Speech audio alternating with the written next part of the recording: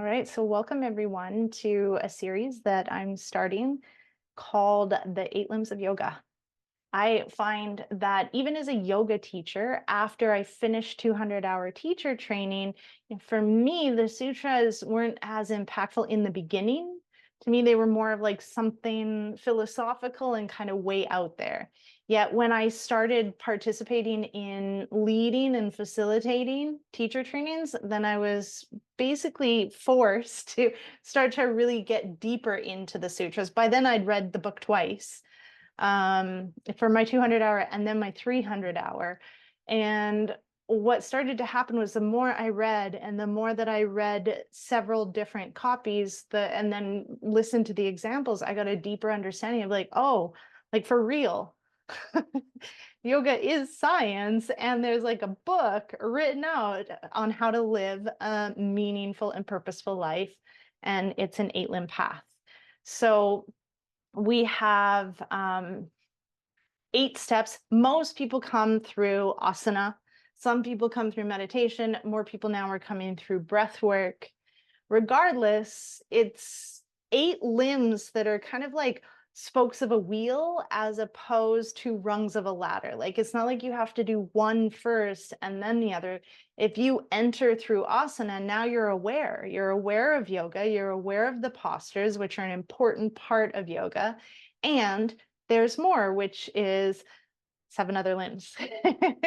So what are they and what do they mean? And that's what we're looking at today. So it's a pretty short video.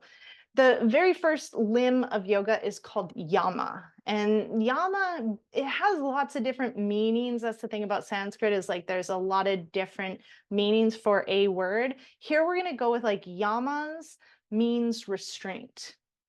These are things not to do.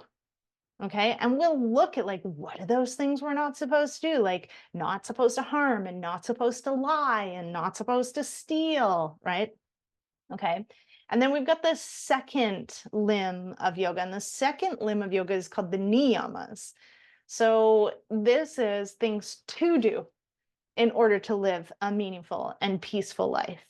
So that's more like be clean and pure, have discipline, self-study, devotion to God. And then limb number 3 is the asanas, or the postures. And we have to think like yoga is almost 10,000 years old. So if we're looking way, way back, actually people weren't doing like the intricate kind of cray Instagram asana that we often see, that's rather unattainable for most people. Instead, asana meant like to be steady and comfortable in the posture. And the posture was meditation posture. How do you think about that? So it was really about learning how to sit in that space, by preparing the body to not be in pain, because then the next limb is pranayama. So when we have the asana and then we have our breath, then we're able to really get into our own bodies. And there's a lot of like a pranayama is constituted as like a space between the inhale and the exhale. So there's some type of a hold. That means that some of the breath that we do, like Kapalabhati or breath of fire, those require, they're really quick and there's no pauses. So those are actually referred to as kriyas, which are cleansing techniques.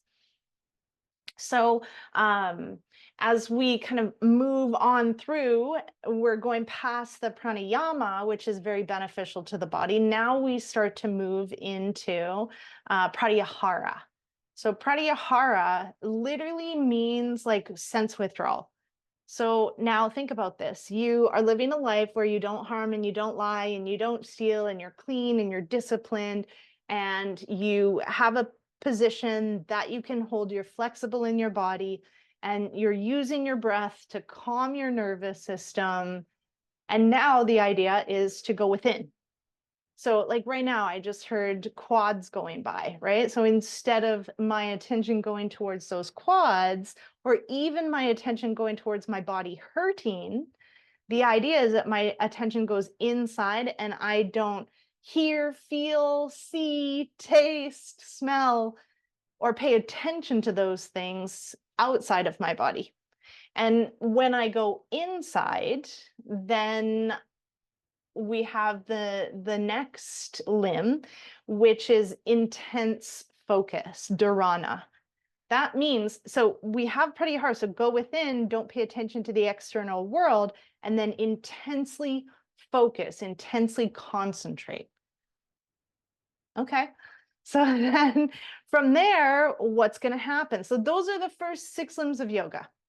Okay. What I heard that kind of changed my life was that the first 6 limbs of yoga are something that you do, not, yeah, they're something that you do. And the last 2 limbs of yoga are things that happen to you as a result of practicing the first 6 limbs. So once you have learned how to live with the yamas and the niyamas, you are able to sit comfortably and nowadays also work the body so that it's more comfortable, flexible, etc. in meditative posture.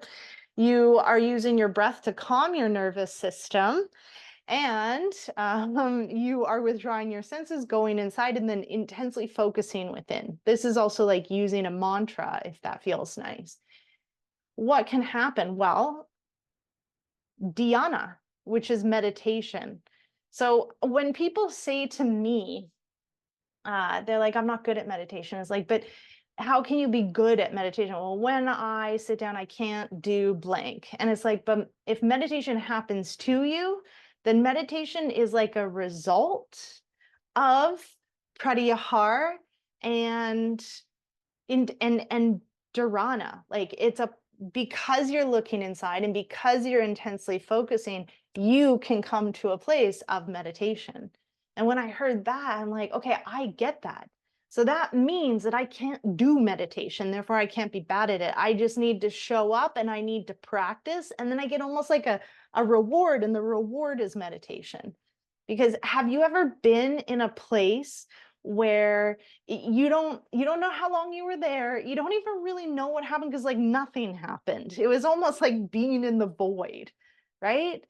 That's my experience. I don't know if that's it for real, because then I would be like a preacher, but for me that's my experience of meditation, is that like voidless, timeless space that I go into in which I don't feel anything. See, like there's just, it's almost like there's nothing. And it's also incredible at the same time.